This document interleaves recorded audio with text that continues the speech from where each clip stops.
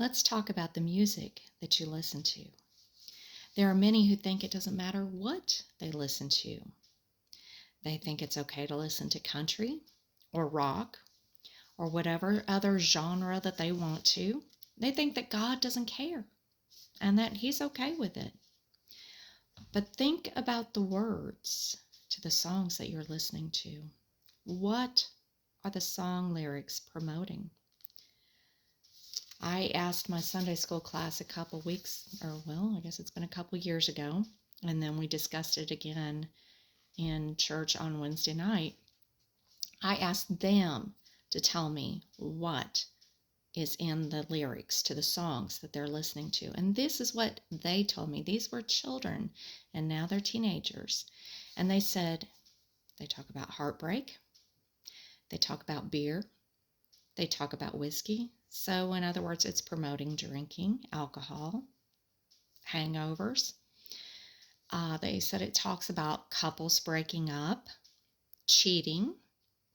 They said it talks about depression, suicide, drugs, overdosing, talk about being gay, talk about living for the devil. They talk about murder. They talk about going to jail. They talk about curse words. Do those sound like godly, wholesome things to be listening to? I was in a car lot one time.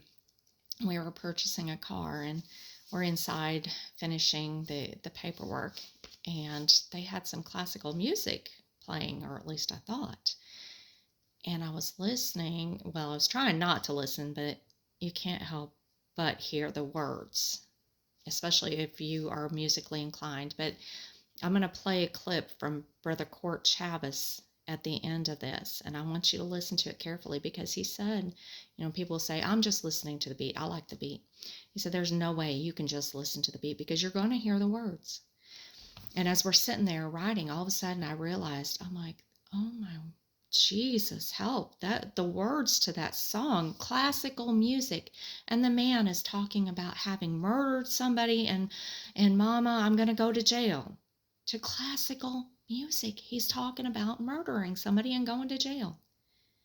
And then as I'm walking through Lowe's, they kept playing this awful song. I detest this song because it promotes cheating. It promotes adultery. And the guy is singing, I can treat you better than he can. So it is promoting cheating. Those are not wholesome things to be putting into our ears. Matthew 15, verses 18 through 20, Jesus pointed out that things that come out of the mouth, they come from the heart. And how do things get into your heart? They get in through your ears, what you're listening to. They get in through your eyes, what you're reading or what you're watching. Proverbs 4, verse 23 says, guard your heart with all diligence. Guard your ears and guard your eyes, because garbage in, garbage out. The garbage that you're putting in through your ears, your earbuds, listening, what you're listening to, the garbage that you're putting in through your eyes, what you're reading or what you're watching, gets into your heart, and that garbage is going to come out as garbage. It's not going to come out as a good thing. It's going to come out as garbage. The devil uses music as a cue to bow. Brother Cortt Chavis can say it so much better than I can, and we will play that clip at the end. But you notice that people, they do worship to that ungodly music, whether they realize it or not. Mark 4:24 says, take heed. That means discern what you hear. Now, Jesus, in this parable, he's saying to discern what I'm saying to you. He's trying to tell the people to listen and discern and pay attention to what he's saying.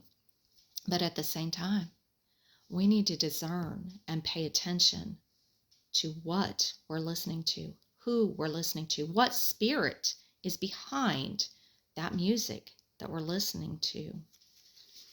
You know, Matthew 7:15, Jesus said, beware of false prophets. Some of them, they'll sing Christian songs, and then they'll sing some very, very vulgar, ungodly, unholy, unwholesome songs. Sweet and bitter waters cannot flow out of the same cistern. They can't sing about Jesus and then sing about living for the devil. It doesn't mix. 1 John chapter 4, verse 1, it says, try the spirits, whether they be of God. Are you trying the spirits behind that music that you're listening to? The lyrics tell what spirit it's of. We shouldn't be listening to that, because you cannot put ungodly music, unwholesome words, unholy words into your ears, and it goes and gets in your heart, and then come and think that God's okay with that. He's not.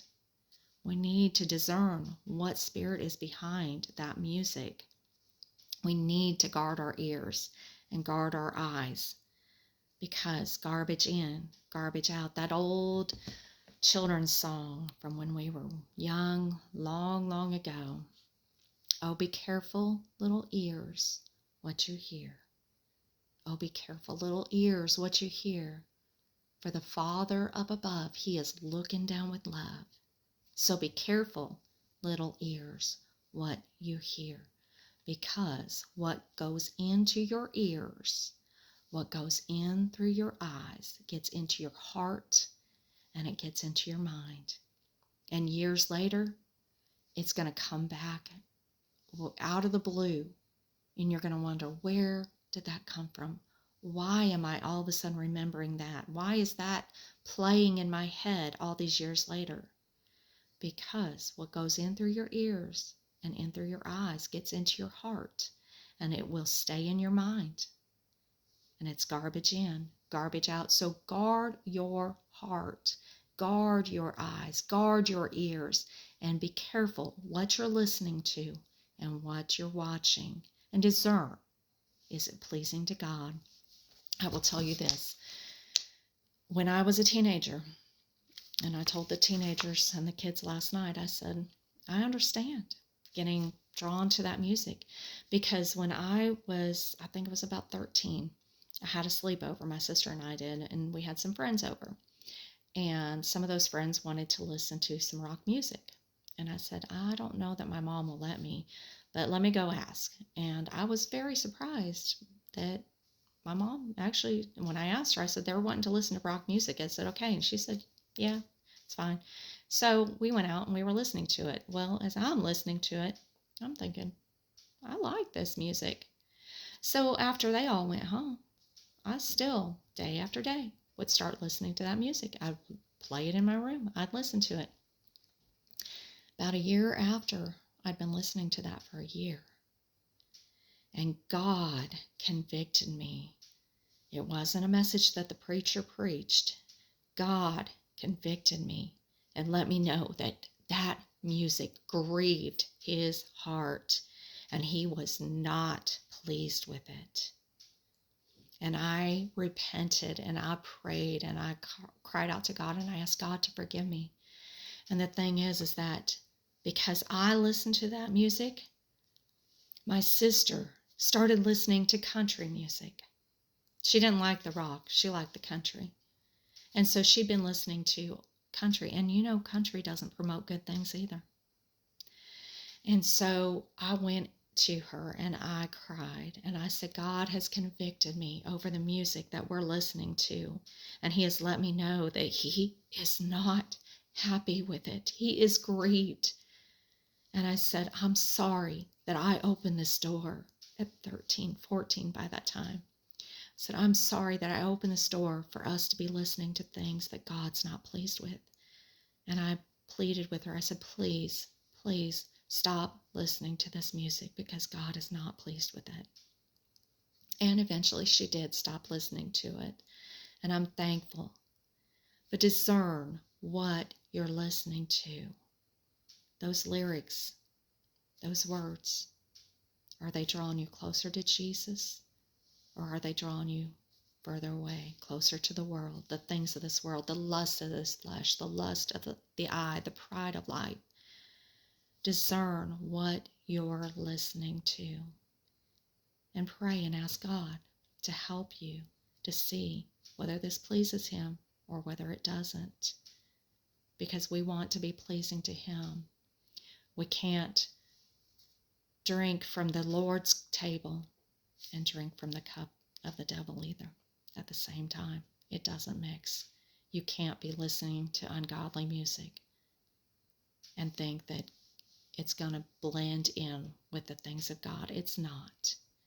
Be careful what you're listening to and discern what spirit is behind it.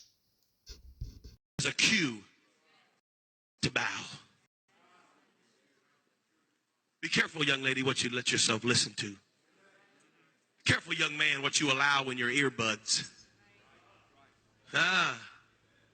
Be careful, because you don't know what music does to you psychologically as it plays. We just think it's music, but no. Let me just say this to you. Music is the only element on the planet that was not made on the planet.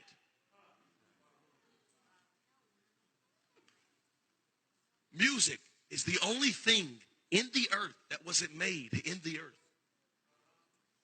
Music was made in heaven. It wasn't made here. Everything else that we do and manipulate is all earth made, all earth formed. Everything you see was made here. The lights, the sheetrock, everything you see was made here. Music wasn't made here.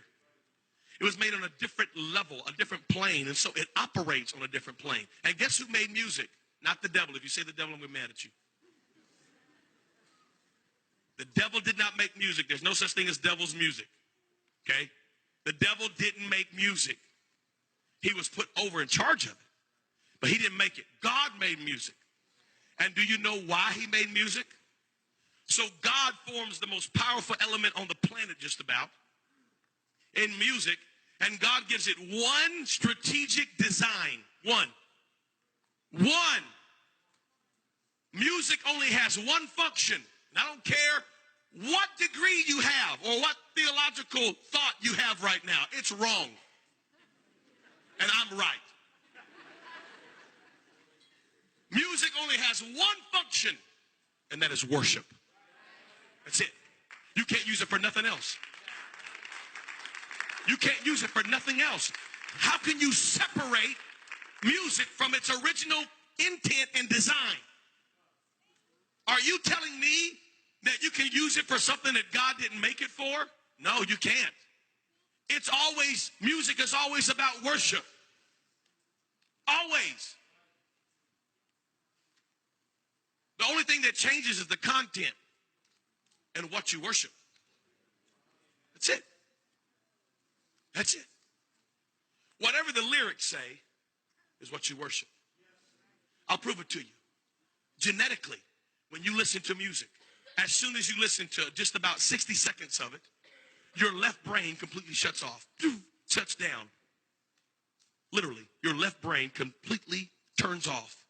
And your right brain, which is creative, your left brain is analytical, solves problems. 2 + 2 is 4. That's all left brain. Right brain is creativity. Right brain is long-term memory. Right brain is dreams and aspirations. Right brain is belief systems and passions. That's right brain. That's why women are more emotional and more creative, because women are right brain. And that's why men won't look at a map, because we're left brain. And we know. We're not lost. I got this. I think we passed Zimbabwe 2 miles ago. No, we got this. I know where I'm at. I don't need no map. So after you listen to 60 seconds of music, your left brain completely shuts off. And there's no analytical thought process in your brain. So whatever the music is saying is directly dumping into right brain. This is science right now. I'm totally out of the Bible. I'm in science right now. This is scientific. There is a hospital in Toronto, Canada, your country. There's a hospital. Isn't that a Canadian word, eh? There's a hospital in Toronto right now. They perform one of the most painful surgeries known to mankind. It's a surgery on the femur. Well, in order to give a patient anesthesia for this surgery, the anesthesia almost kills the patient. So in finding a way to get around this, they brought in some scientists, and the scientists said, you know what we'll do? We'll let the patient listen to 15 minutes of Baroque classical music. And after the patient listens to 15 minutes of classical music, they only require half of the anesthesia. It's true.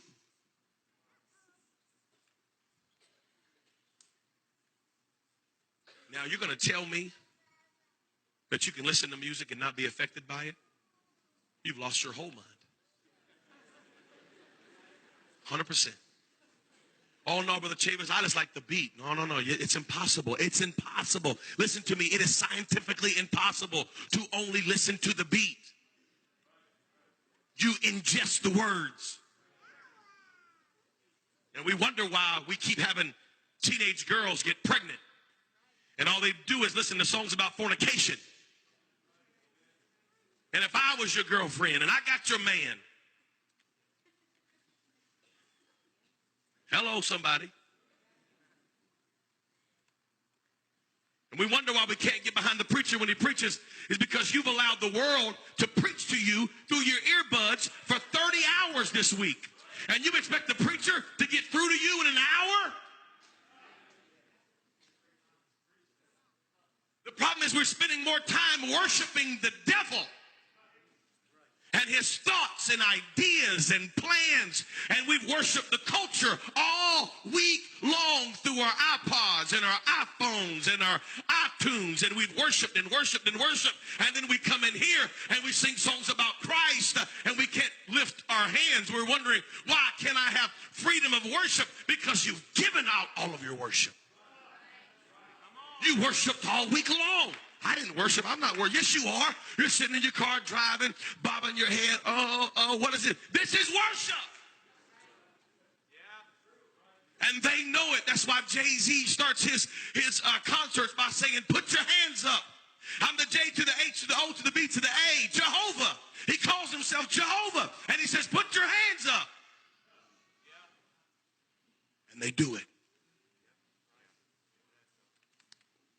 Worship.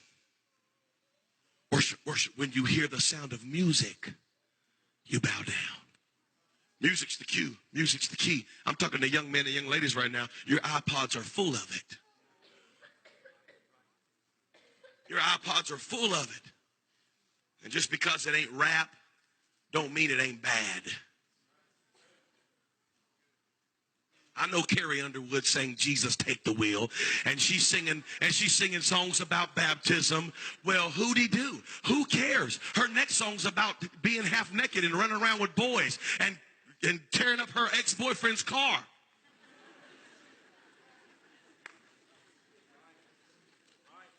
I'm that guy, ladies and gentlemen. I'm going to talk about it.